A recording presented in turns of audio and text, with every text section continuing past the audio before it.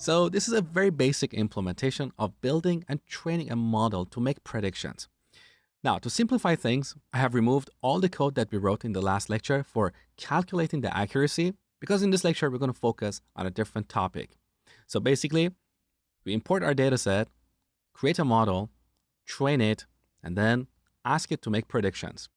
Now, this piece of code that you see here is not what we want to run every time we have a new user or every time we want to make recommendations to an existing user, because training a model can sometimes be really time consuming. In this example, we're dealing with a very small data set that has only 20 records. But in real applications, we might have a data set with thousands or millions of samples. Training a model for that might take seconds, minutes, or even hours. So that is why model persistence is important. Once in a while, we build and train our model, and then we'll save it to a file.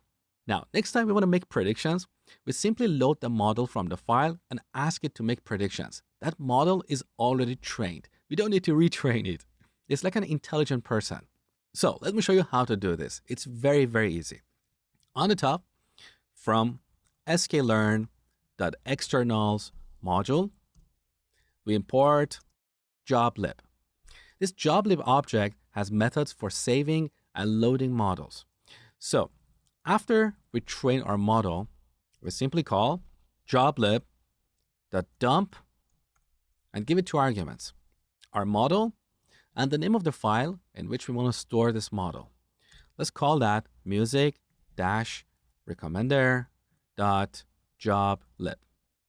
That's all we have to do. Now, temporarily, I'm going to comment out this line. We don't want to make any predictions. We just want to store our trained model in a file. So let's run the cell with control and slash. Okay, look, in the output, we have an array that contains the name of our model file. So this is the return value of the dump method. Now back to our desktop, right next to my notebook, you can see our joblib file. This is where our model is stored. It's simply a binary file. Now back to our Jupyter notebook. As I told you before, in a real application, we don't want to train a model every time. So let's comment out these few lines. So I've selected these few lines. On Mac, we can press Command and slash, and on Windows, Control slash. Okay, these lines are commented out.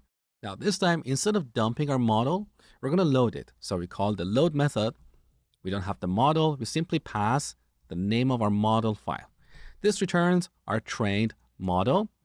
Now, with these two lines, we can simply make predictions. So earlier we assumed that men between 20 and 25 like hip-hop music. Let's print predictions and see if our model is behaving correctly or not. So Control and Enter. There you go. So this is how we persist and load models.